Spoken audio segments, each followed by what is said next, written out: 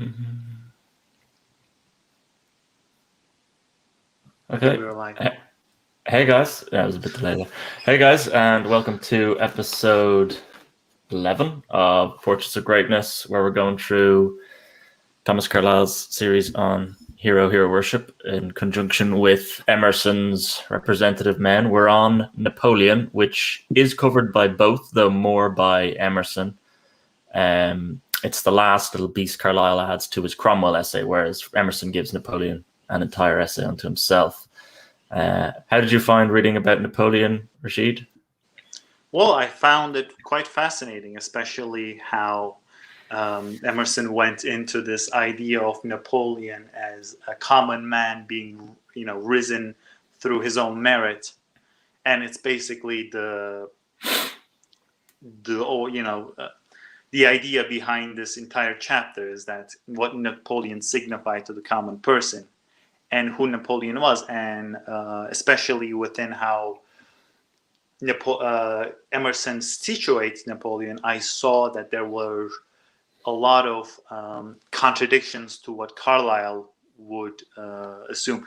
I found especially this essay, to be the most contradicting to Carlyle's ideas about the hero. Same.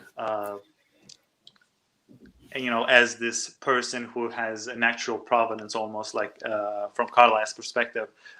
Emerson, I believe, takes the most opposite approach to that. Whereas in the previous chapters, we would always talk about, what the hero, how Emerson would see the hero as someone who is, essentially helping others be heroes themselves, and someone who could be disposed of when you don't, when it's not helpful to you, in a sense. And certainly how Emerson was reading it more than that. Yeah. But in this chapter, he goes especially deep within the almost metaphysical aspects of what makes a hero, and he directly contradicts Carlyle, and that's what I found fascinating, especially how the two works almost seem to mirror each other in many ways, and they do mirror each other here as well. In fact, many of the passages I'm reading through, I'm like, oh, I have to remind myself this is Emerson, because there are a lot of almost references to heroes, such as he mentions Muhammad a few times and how he went about his conquering. And I'm like, Emerson, you never mentioned Muhammad in detail in these essays. I don't think it's almost like you're writing these essays as a sort of follow-up to what Carlyle wrote. And in many ways, the way he writes about certain things, which we'll get to, such as how a hero is brought up, is almost like he's taking certain passages from Carlyle and just putting them into his works as inverted or subverted in many ways. And we'll get into that. But he starts this essay by talking about two classes to society. And it's interesting how he names these classes, which is the democratic and the conservative, almost like, in the United States, you have the Democrats and the Republicans, who are thought of as the conservative party. It's almost similar to that in a way, although obviously there are big differences, but in the way that you see wealth distribution and how it's thought of, especially within our contemporary era, as opposed to the time back then, there are many commonalities. I thought it was interesting. So essentially, the conservatives, according to Emerson's, are the old landowners, who wish to settle into their previously owned wealth and thrive in it. And obviously, because of that, they are selfish, egotistical, and essentially lazy. Because they don't want to create; they want to conserve. They are not interested in innovation. They are interested in keeping what they have.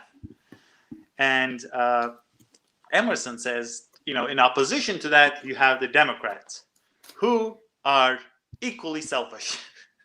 I love how that's how he begins the Democrats. It's not that, they are the innovators and they are the guys who are going to save us. No.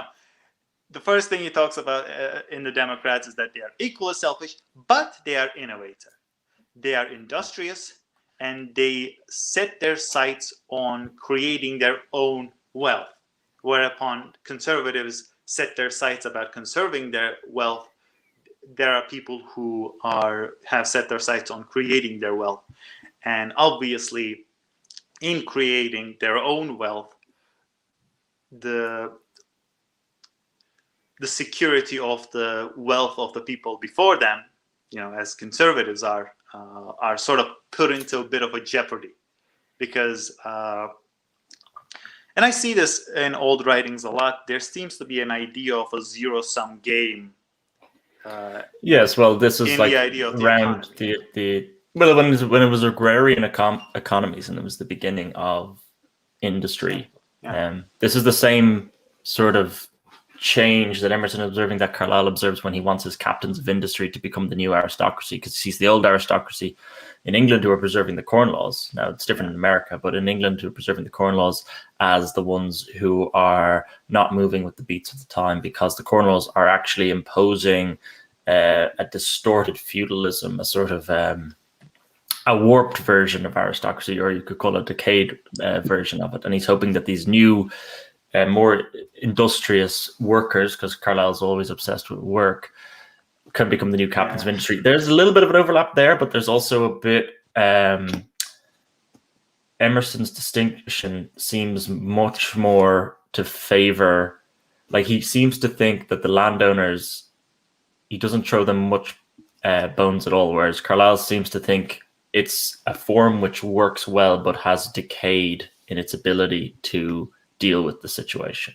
Well, the thing is, I don't think Emerson sort of throws bones at either side, and we're going to get into that in the last few paragraphs as well. But as Emerson is talking about these two groups, he says like they are constantly in conflict, because one tries to build essentially a new society where he can have wealth, and the other tries to preserve the society in which he has wealth. And this is something that's constantly in conflict with each other. And Napoleon is the representative of the democratic side. And essentially, to be the rich man is the end. I found this a very strange lead-in to Napoleon, personally. Maybe it's how Americans in mid-19th century viewed him, but I think I find Carlyle's readings on him much more accurate of Napoleon the man than this idea that Napoleon represents democracy. Because even early on in Napoleon's life, as is correctly pointed out, I believe, by Carlyle, there is he believes in some ideas of the revolution, but there is still this disgust for the mob that he has. And there was an observation of, I think in 1792, Carlyle gives it to him, which is before I think it is during the August coup where the king will get deposed and the republic will get declared, that he basically seems to be disgruntled that the mob can have such a rule over Paris. And then, of course, he ends the revolution in Carlyle's eyes by adding a whiff of grape shot, where he uses a certain sort of cannon on the own civilians in Paris in 1795 to quell the rebellion, which seems to me suggests you're not a democratic man there. You are somebody who is for order against chaos in a more Carlylean sense. That's just how I read it. That's why I found Emerson's definitions a bit odd. Yeah, although Emerson does state that on many occasions that Napoleon was selfish and he didn't really trust the people. There's a very colorful anecdote where after people lauded him with praise when he showed up, Napoleon then sulks around in secret, in disguise, trying to hear what people say after he leaves. And that's very interesting. But he does say, like, I think he puts the whole democratic notion to Napoleon simply because he appoints people based on their merit instead of based on how they were born. And I don't know if this is exactly correct in the historical sense, but he does point to this over and over again, that Napoleon was a man of the meritocracy almost, and And I think I would say within the army, within promotions in the army, that's probably accurate. But he liked to bestow older styles of titles on people as well. And of course, he makes his brothers kings of Batavia, or his version of Holland, and infamously he lets one of his brothers become king of Spain to detriment of his entire European enterprise because he's so incompetent. So that was a bit of, there is nepotism in there as well, but there was a great meritocratic belief when he was on the field of battle. I think that's when his vision of clarity and merit comes into the fore. Not so much in the civil life. I think he liked the older styles. He was an intellectual, or he wanted to see himself as such anyway, by the virtue of the books he read and so on. And the operas he would go to, thinking of like certain scenes would bring him back to Cornell or Racine. Whereas I don't. So there is that merit in it, but I don't think you can extend that to a whole society wide. So, well, obviously that's all very interesting, especially how Emerson sort of omits those many things within his essay. He does go into a bit of Napoleon's selfishness in many ways, but I don't remember much nepotism, mention of nepotism within this essay. But but I think the biggest idea besides meritocracy is that, and I don't know where exactly Napoleon came from. Did he come from nobility, or was he just a great general? No, he came from a decent, well-off family on Corsica, the island just south of. So he wasn't even a few generations back. It was part of the Republic of Genoa, and then it had become, there was a Corsican independence movement led by a guy called Paoli, who kind of kicked the Genoans out. And then because the Genoans lost territory to that, this all happens in a generation before Napoleon, so his father's involved in all this. Then the Genoese sell it to France, to King Louis XV in about like 1768. So then it becomes French, but it is not really inherited in France. It is said of Napoleon really that he becomes more French through his education. He gets a military education in France, in Brienne, which that turns him French more than his birth. His birth is Corsican, which is really seen as a kind of neither Italian nor French, a sort of in between, its own distinct island group in the Mediterranean. So that is an interesting part. And the English always tried to push forward his Italian roots to kind of disillusion, I think, some French, they would call him Bonaparte, to kind of italicize his name. Besides calling him short, I guess. Yeah, as well as all that. It was all part of the same propaganda program. Yeah. Yeah. But yeah, I think the main reason he's pushing for this democratic man ideal is because he came from roots that were not exactly situated by his birth, even though he was. Well, we discussed this with Carlyle. That Carlyle is picking up characters, intentionally that come from obscurity. We saw it with Cromwell, and we're seeing it again with Napoleon. So from that point of view, of course, it's like hero is king, but the man who is king by deed. We talked about that in Carlyle, but I don't think Emerson has really pushed for this idea of a hero as a self-made man as much as he does in this chapter. What would you say Emerson is saying Napoleon is representative of here? Because we have Montaigne is representative of the skeptic, Plato, this philosopher, Swedenborg, the skeptic. Some of them I felt much more obvious. Is it king? But then how does that king differentiate from the Carlylean king? Doesn't he say that, let's see, just a second, Napoleon or the this stupid thing, Napoleon or the man of the world, as opposed to the man of letters, as opposed to the foil of Carlyle's previous lecture. Yeah.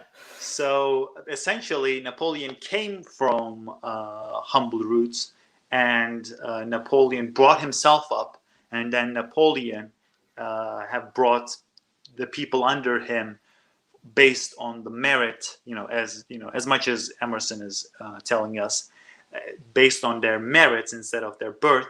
And therefore Napoleon became an idol for the common man in the streets that Emerson. Yeah, and that's what I'm getting from Emerson. Yeah, it's much more like how he's received 50 years on in a sort of budding Americana, rather than how he, it's a very particular direction of the myth. It's a very particular avenue that Emerson wants to focus on. He seems to want to focus on this. He's a harbinger of the modern age, almost a Caesar through which the modern age is born. Yeah, he's kind of like he's kind of like Elon Musk of that time, because like everybody like sees him do these incredible things, almost like unthinkable things, especially since Napoleon is also marketing himself quite well, because he has control of the newspapers and such, and they see him as this common man brought about, and they want to be him. And he makes this distinction quite a bit, Emerson. He says that, let me see if I can find the exact, okay, let me see. Sorry, I think I passed. Well, you're trying to find that.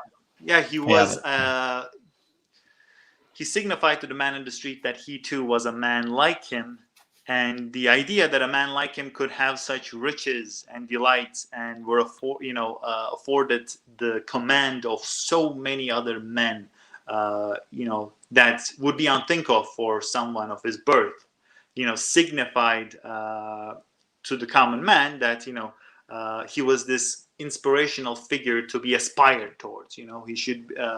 It's almost like you too can be, like this guy if you use your, common abilities such as your intellect and your talents towards a right manner. And because he uses these things in the correct manner, then that means you too should be sort of subservient to him in a sense. And he's almost like both an aspirational figure and someone to be subservient towards. Yeah, almost exactly like what Carlyle thinks a hero should be.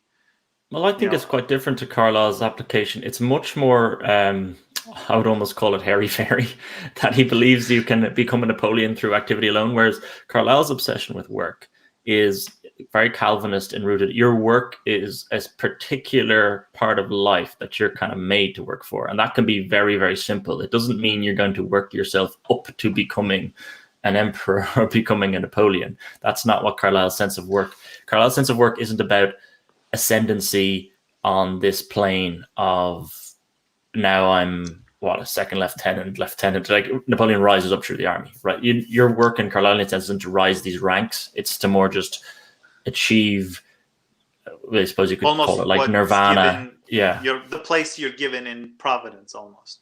Yeah, and it can be very humble, but you're not meant to rise. You're meant to stay in that one position, and that's your fulfillment.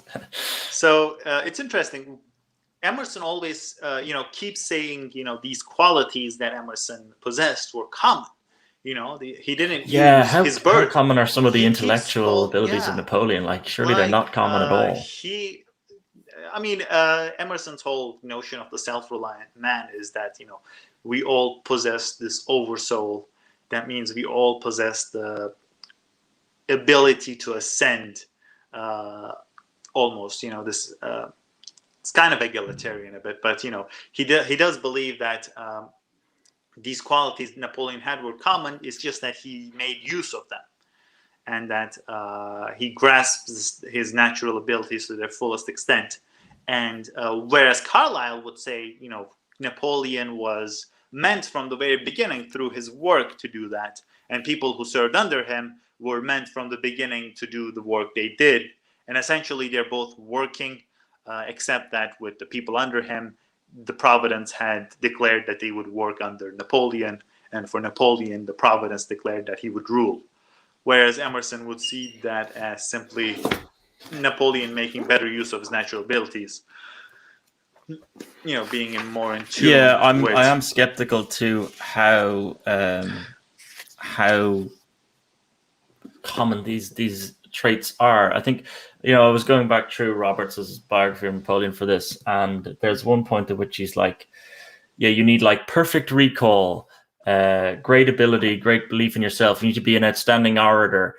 He basically whittles off, 5 or 6 things you need, and you need to be at 100%, especially in a public performative manner.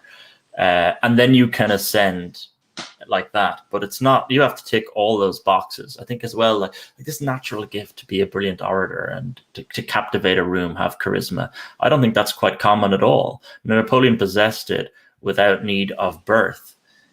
Which is kind of what fascinates us about him, more so than if he was just a king by birth. But it's the fact that it's not common. That's why he is so captivating. And also, when I was going back through Roberts and I was reading in conjunction with Emerson and Carlyle, Napoleon's view of himself and his greatness view of himself is very much how he viewed greatness in the way of antiquity. So he would be obsessed with like Racine's Alexandre le Grand or Alexander the Great, those plays from the Louis XIV era. Or he would, in his campaigns in Egypt, he is thinking of the Orient, the Aryans' campaigns of Alexander, or, Xenophon's March of the 10,000, all these sort of Oriental campaigns. Even when he's in Moscow later in life, I think he still be like, oh, these are real Scythians. And it's stated he's thinking of Herodotus's idea of how the Scythians came out of Persia. He sees himself in the manner of those great leaders of antiquity, which is kind of different even how Carlyle or Emerson view him. He certainly doesn't see himself as the democratic man. He tries to co-opt the Pope, by bringing Catholicism back into the fold after the revolution had cast it out.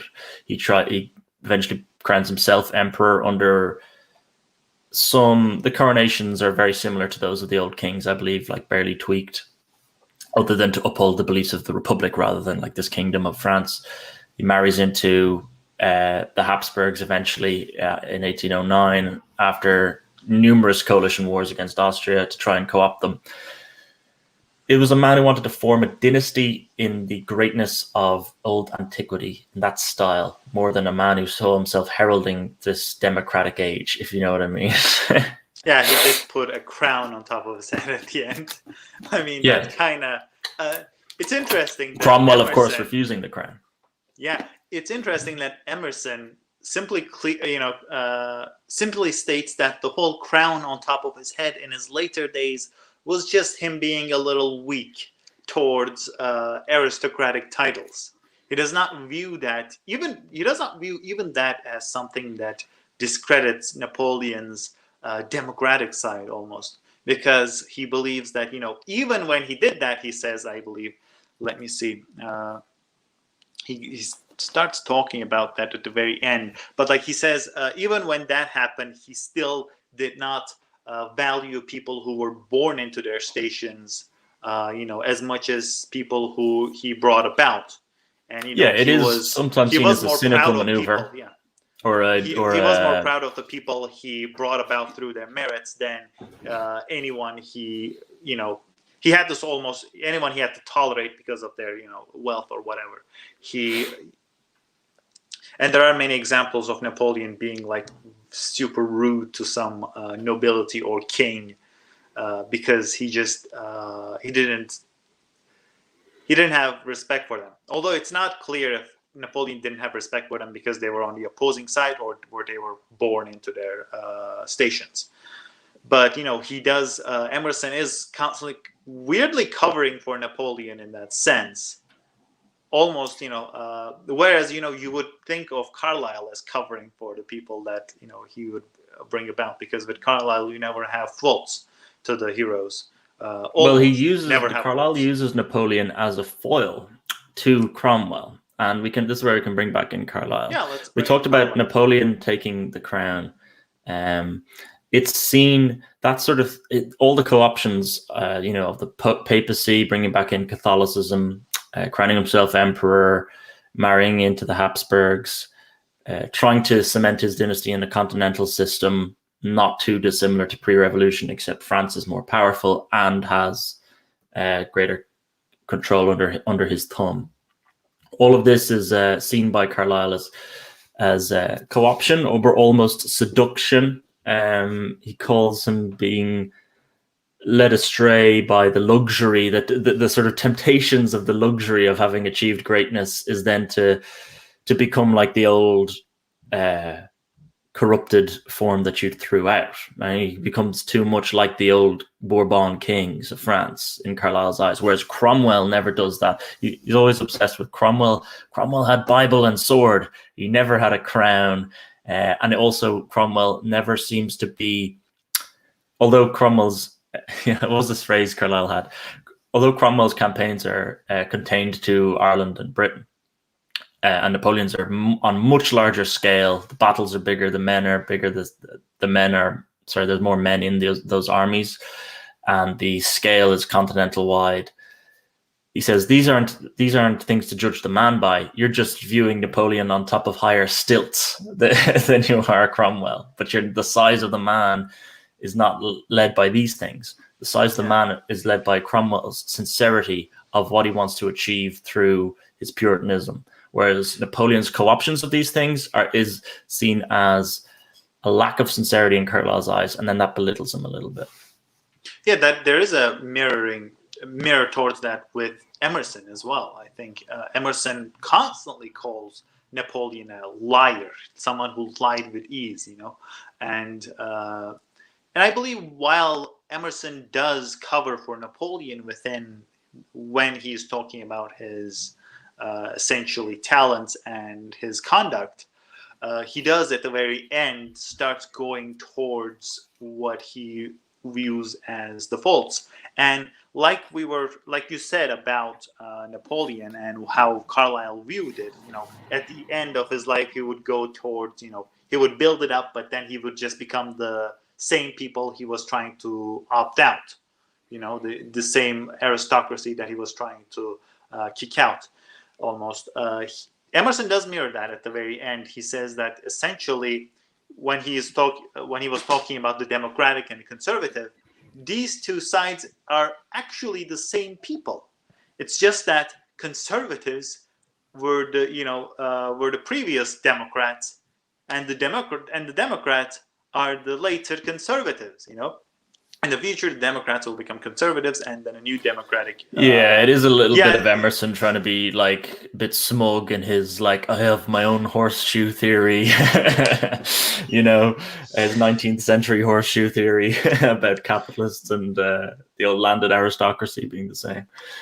Well, I thought that there is a sort of, Carlyle does that as well. I think there is, especially while we were discussing labor and reward, there is this notion that Carlyle does view this profit motive as essentially a zero-sum game of people taking from each other and people not creating stuff and hoarding their wealth, and that that notion is in Emerson as well, especially in this essay. Although I usually always thought of Emerson as a more libertarian kind of guy as opposed to Carlyle. I think he still is. Always talk about innovation, and he does laud over people who are, always creating new methods to enrich the people around them. And that's why the most famous fake Emerson quote it's completely fake. There's no proof for this. But the most well-known fake Emerson quote is, "Make a good mousetrap, and the world will beat a path to your door." Because people have started associating Emerson with this idea of American innovation almost. This is the Emerson that's put on the side of the Library of Congress that is held up on the pedestal. Yeah, but there's still this. Made the light go over there. There's still this idea where I was actually thinking we can bite back on Carlyle here a little bit, because he calls Napoleon out for seeking to co-opt older systems of the Ancien Regime, or that predate the revolutionary era, and he sees that almost as a failure on Napoleon's part, where he gets seduced by the old trappings. But Carlyle's whole reason when he does the French Revolution is to say this is a period that descends into complete chaos, Cimmerian night, Jacobinism being the very bottom, the bleakest darkness of it, and that then you need to put order on things. So while Emerson talks about innovation, usually you would think Carlyle is more about, okay, innovate or not innovate. Whatever's happening with the time, you need to compose order on it, because the chaos and the anarchy of it all will be the worst thing possible. Whereas, is that not kind of what Napoleon's trying to do when he brings back in the papacy? He's trying to say he does not want, there are still adherent Catholics within France. He's trying to appease the internal stability of France. He's trying to impose order. So why is Carlyle so anti that? At what point does trying to impose order, what point does that become you falling into the old trappings of the Ancien regime and therefore falling into the same sort of luxury, the same, I suppose, decadence, passivity maybe? I see in Napoleon's machinations only a man who wanted to impose order, and Carlyle should have really respect that a bit more than what perhaps he does.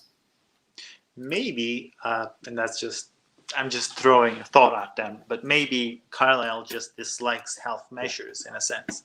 Maybe Carlyle thinks, a new order has been put into the world.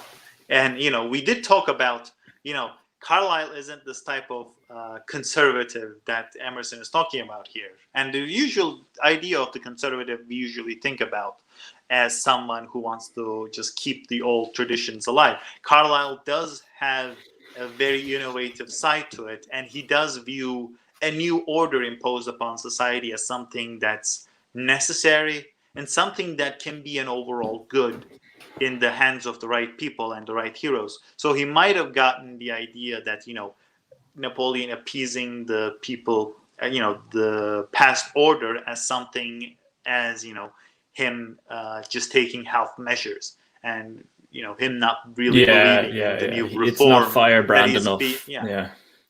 Yeah, you were talking about when we were discussing Luther, that there was another guy that was also very revolutionary, but he didn't go all the way, and he did try to appease both sides almost. Who was that guy exactly? Oh, was this Erasmus? Sorry. Yeah, Erasmus. There's the two forms of reacting to early 16th century Catholicism, the Erasmian or the Lutheran. Erasmus at all in that essay, Carlyle? Erasmus has come up in some of them, but not really. I think only in passing.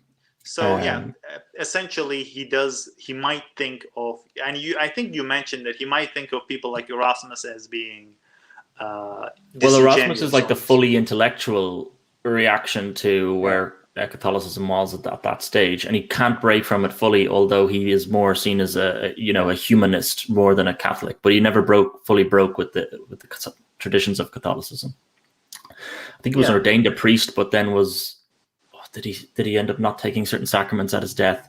It was very kind of, I know there are troubles with this religion, but he was not going to pull a Luther on it. He was not going to burn a letter from the Pope saying this or that, make a big show of it at Wittenberg, as what Luther does. Similarly, perhaps. No, you see, again, I'm disagreeing with that, because Napoleon loves the big show. That's what the whole coronation was about. He was like, this is how you show yourself to be emperor. This is how you show yourself to the people. So again, I find that a bit odd. I think genuinely, you can just call Carlyle here, it's just a little bit of anti-French bias. He just thinks the French, they don't really get it properly, like what Cromwell did. Maybe. Although it is interesting that you mentioned Napoleon's love for show, and Emerson, you also say that Napoleon will idolize these old plays about Alexander as these people that needs to be emulated, whereas Emerson usually talks about Carlyle's love of old plays as just Carlyle being quirky almost. Is this Carlyle or Napoleon? Sorry. This is Emerson. Emerson is talking about whereas you were talking about the Carlyle's reverence towards old rulers as him trying to emulate. You mean Napoleon's reverence to old rulers, is it? Napoleon. Oh my goodness, so many names. Okay, so beginning from the very beginning. you were talking about Napoleon's love for these old rulers, Yeah. such as Alexander, such as I don't know if he loved Caesar or not, but Oh yeah, he's invoked essentially, many times. This idea of crossing the Rubicon being similar to the crossing of the Niemen and so on. yeah. So essentially, you were talking about that as if Napoleon wanted the old order within his own, within his own rulership. Essentially, he wanted to. He was aspiring towards being a person like them. Yeah, he saw himself not so much in the pantheon of a Robespierre or even a Danton, but more in the pantheon of a Caesar.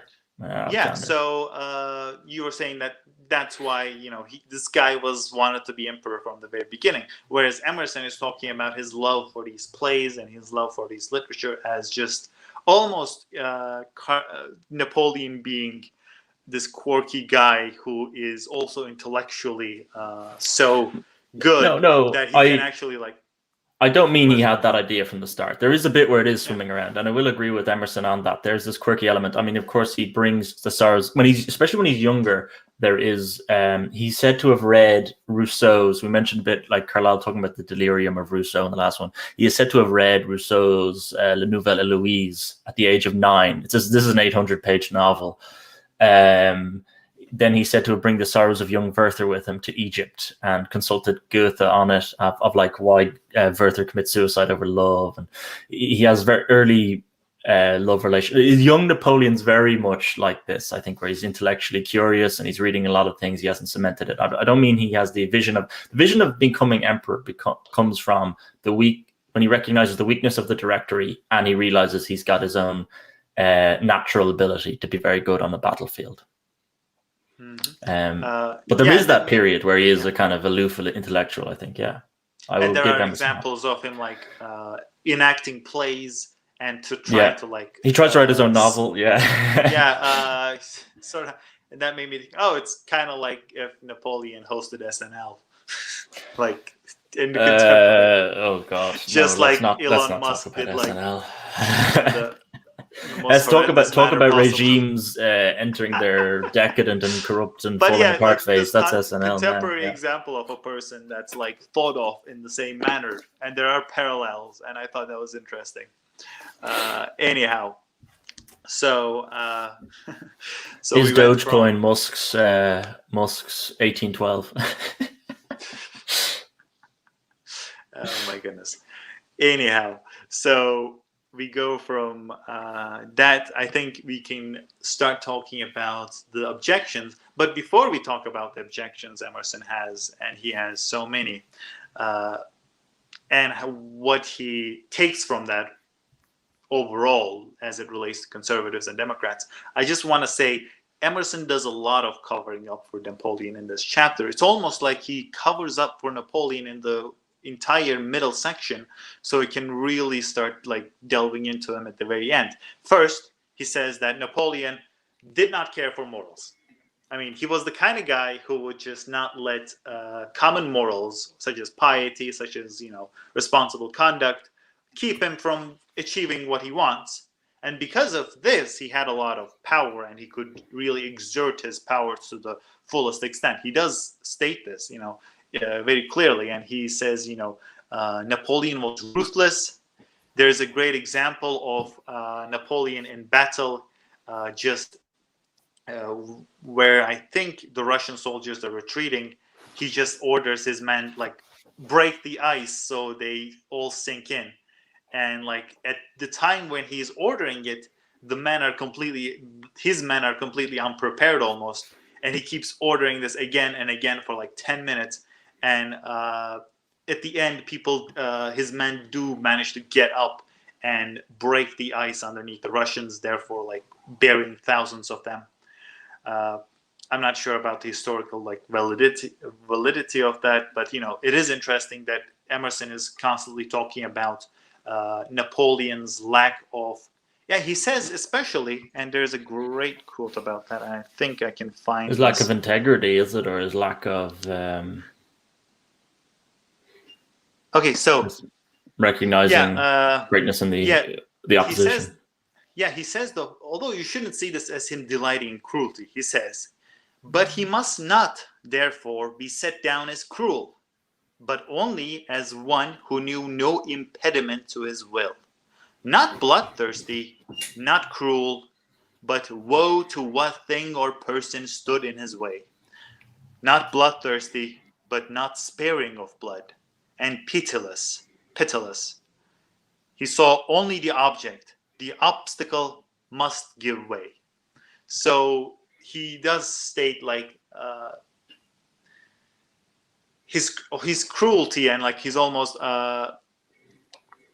the cruelty you see in his battles, in a way, it's not because he delights in it. It's just that he sees no impediment to his will. He's not he doesn't see morality as something that can hold him back. And he seeks the battle was always decisive for him, and he always sought for it to be decisive. In his own mind, it was the way to more quickly establish the regimes he thought were needed across Europe. And that's why the Russian campaign frustrates him, because in the other campaigns, he has an Austerlitz, he has a Jena, or he has even a Wagram. But Borodino in the Russian campaign fails to be the decisive battle. So it elongates this suffering where he gets drawn further into Russia. He doesn't get the decisive battle that he wants. So I think in his own mind, this is how he's justifying any sense of cruelty there. And I don't think there's anything really to show that he was more cruel than any others. If I'm recalling, there was a period in Jaffa when he's on the Egyptian campaign where he goes up into Syria, and he meant to be very cruel to Jaffa and or outside the town of Jaffa, the Battle of Jaffa, to Muslims there. And I think there was a little bit of when he saw like a completely different civilization, how he would enact. And then again, there's this strangeness to his whole enterprise in Egypt about how he would invoke the deity of Muhammad if needed to be. Again, this is like maybe the cynicism. And he would walk around in a turban and like there's like baggy trousers of the Egyptian style at the time to try and ingratiate himself to the local population and stuff like this. So, but in terms of overall cruelty, bar that Jaffa incident, I don't think it's there to really admonish him for his conduct. He sought the decisive battles in his own mind to implement his regimes quicker and more decisively, rather than have elongated struggles. Though ironically, the Napoleonic Wars are an enormous elongated struggle. And that actually leads me into another point I wanted to mention, which is he's called man of the world by Emerson here. But what does it mean, man of the world or man for the world? This is a conqueror. This is not simply a man who is, the democratic man who set up his own enterprise, his own screw company or something, his own manufacturing company, and is gaining wealth that way. He is gaining wealth by conquering. And in this way, he sees himself more like an Alexander. Alexander famously, kept trying to push all the way into the Hindu Kush and the Indus Valley. And his own men started to turn against him because he really wanted to go to the ends of the world. Is Napoleon, as a conqueror, someone who he is interested in Alexander, but I don't think he actually wants to go all the way to the end of the world? What do you think in your own minds? This is a guy who wanted to conquer the encompass of the world. Is that first question, an element of what man of the world means, inevitably? Yeah. Your first question was he a man of the world, or was he a man for the world? In a way that, was he serving the world, or was he serving essentially himself, and that he came out of the world? I think Emerson is going for the first option, almost, the man of the world. The idea, and we can go into the very end of his essay easily from this point. He says, and this is a quote, he had the virtues of the masses of his constituents. Yes, the simple idea that he was a commoner at heart. And, he had also their vices. I am sorry that the brilliant picture has its reverse, but that is the fatal quality which we discover in our pursuit of wealth, that it is treacherous and is bought by the breaking or weakening of the sentiments.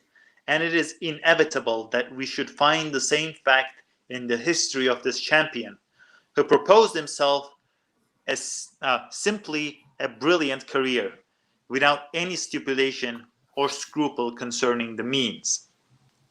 and then he goes from that to talking about, the person he lauded over and over again throughout the essay. He starts talking about his faults. He's a boundless liar. His official paper was just lies that he printed, and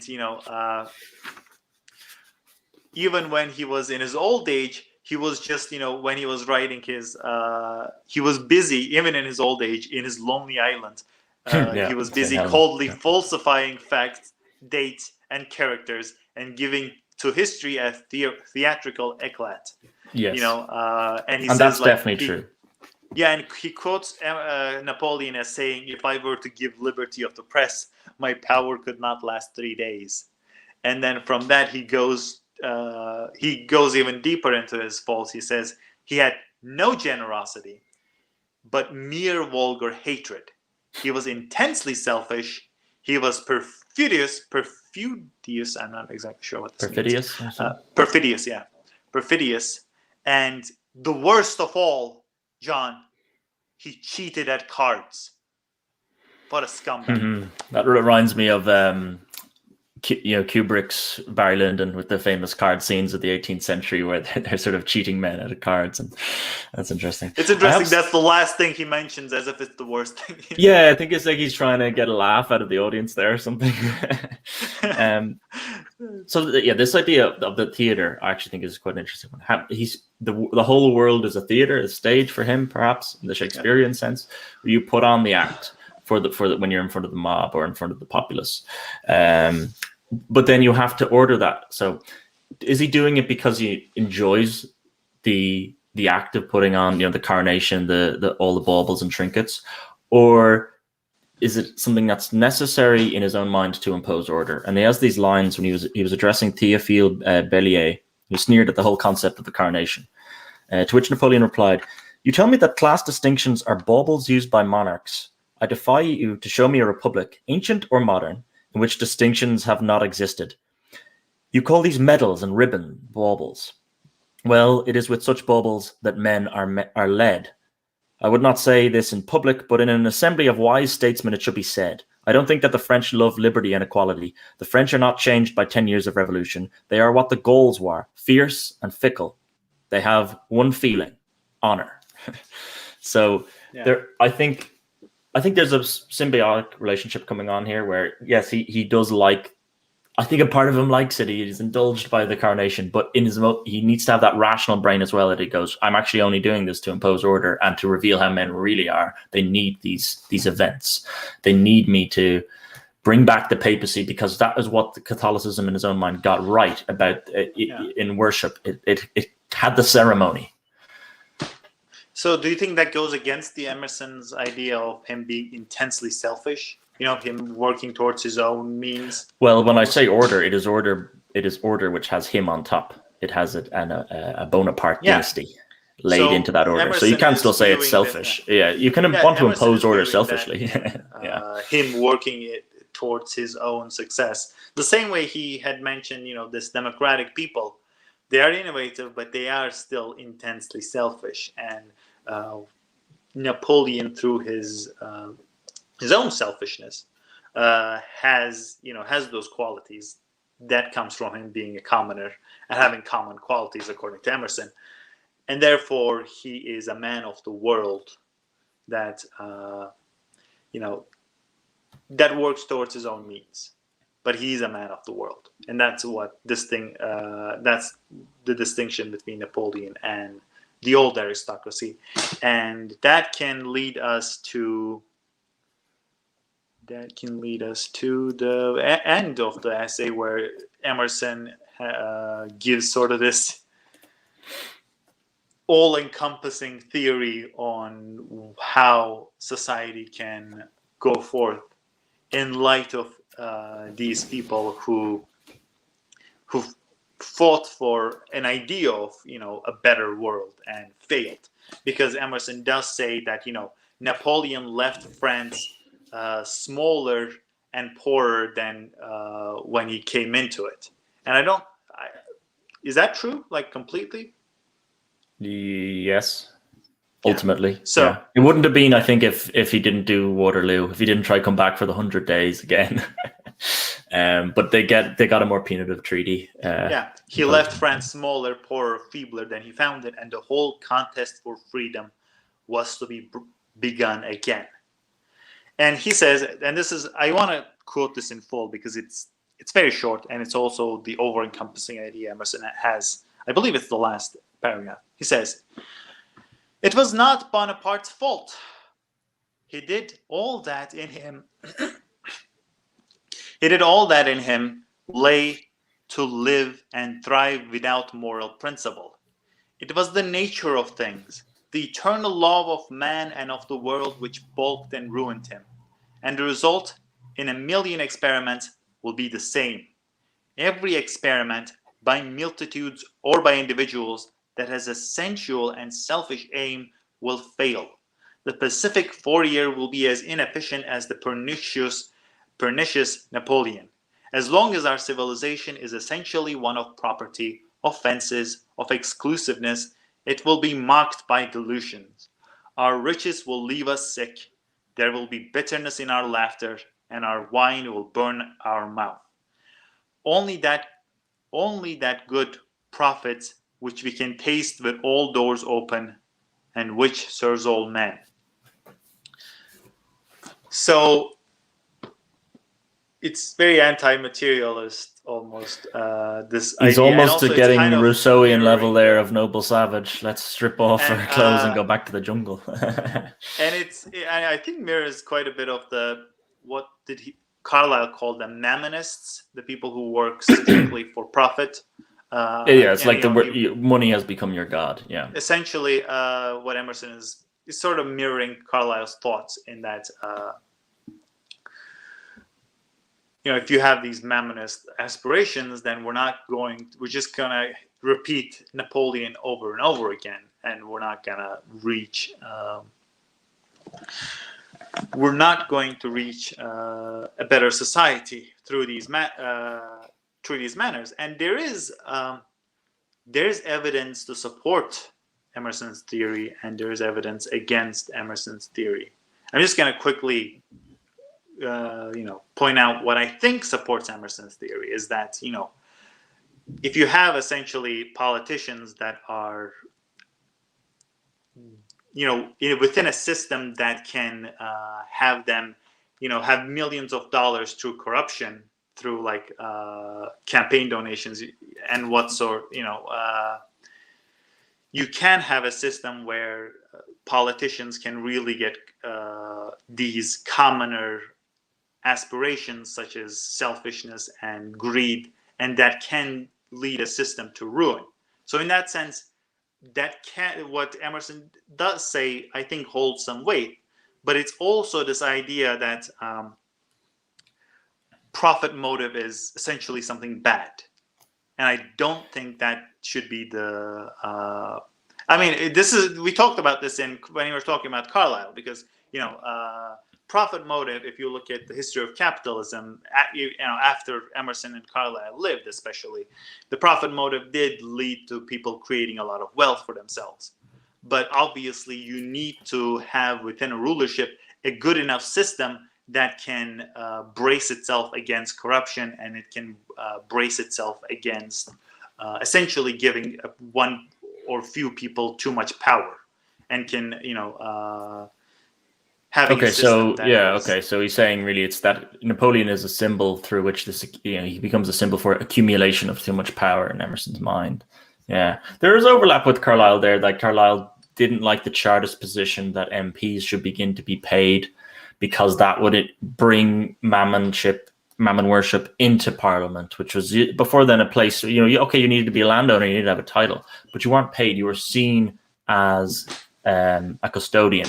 That was what your seat was, in the Lords especially. But you weren't paid even to be in the House of Commons before that. That was a Chartist invocation, and that Carlyle did see that door open. You do want to see people who are mini Napoleons, and actually Emerson talked about that, didn't they? Everyone's a mini Napoleon in his own mind, and by that I think he means people who are out to solidify the order of the world for their own increase of power. And that is the word of warning that Emerson has around Napoleon. But on Napoleon himself, more widely getting outside of Emerson's constraint of him, I just can't help but read him as a classical figure. I get where Emerson's saying there about power accumulation, but Roberts structures his biography of Napoleon to 3 acts: the rise, the mastery, and then the denouement, which is always the 5th act where everything collapses. And I think that's much more an accurate depiction of the life itself. He was a man who liked the theater and the stage and the performance for the world, and his own life can actually be very neatly put into that 3-act structure. And so ultimately he is a man for mythos and theater in almost an Athenian sense, rather than to be looked at purely as a sort of mechanical being and raw, cynical accumulation of power. I think there is much more to him than that. Yeah, anything else to say on Napoleon then? Or should we lead to wrap up here? Well, I think we both made our closing statements. What I thought was, and I know that we forgot to mention where Carlyle and Emerson differed in the way they saw the great man in this chapter. I'll just quickly mention that. I think the way they differed is that Emerson keeps pointing out that Napoleon was a man of his circumstances, and he directly quotes Napoleon as saying, "I'm a man of my circumstances." So that sort of goes against, and he does. There's a section where he is almost like mirroring Carlyle's words, except the parts that matter. He has the word. Let me see. Yeah, except the parts that matter. Like, okay. Except the parts that like. Let me see. Just a second.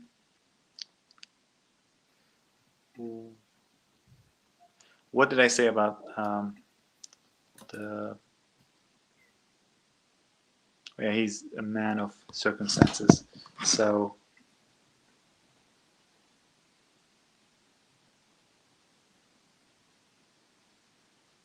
while you look for that, I have this. I have the line Roberts gives about the things. The only things you need, if you're a commoner, all you need are these things, and then you can rise to Napoleon. Vaunting ambition can be a terrible thing, but if allied with great ability, a protean energy, grand purpose, gift of oratory, near perfect recall, superb timing, and inspiring leadership, it can bring about extraordinary outcomes. So if you just have all of those things, you can rise to become an emperor. It's that simple.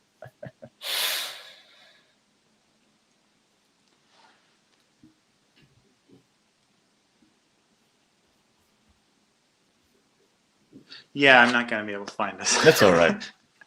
So, anyhow, essentially, I think in the life of Napoleon, though, I think it was interesting. You came across all the 3 different parts of greatness we've really touched on, which is like the Carlylean one, which is this order of kingship will come in after something like the man of letters or something that has disintegrated in a previous order. With Emerson, it's much more about he is a Caesar to bring into a more modern world. There is that progressive element to Emerson where he's always looking forward. But then really, I think ultimately when I read about the life of Napoleon, I'm reading a life that could be in Plutarch's parallel lives. I'm reading something that feels like it's coming out of the pages of antiquity. And those are all 3 can be seen inside the same man. And perhaps that's why he remains to be so fascinating to this day. So next up is Goethe. And it's going to be the last canonical episode. Last one in this series of a contained 12 we were going to do at the beginning, yeah. Yeah, we might do extra chapters afterwards, but for the 2 texts that we were talking about, this is going to be the last chapter, and we're going to go into Emerson's Goethe and see how it differs from Carlyle's writer that we spoke at length. And I'm glad we didn't actually did it with Rousseau, Burns, and somebody else. Johnson. Those 2 chapters with Goethe, because there are so many writers in that chapter. No, it's impossible. I think it's impossible to put Goethe in there as well. But it's got to be interesting in light of what we learned from Carlyle's views of great writers, that how we can view Emerson's views on Goethe. So that'll be interesting to talk about. We'll see you next week. We're not going to have a week-long break as we usually do. See you guys.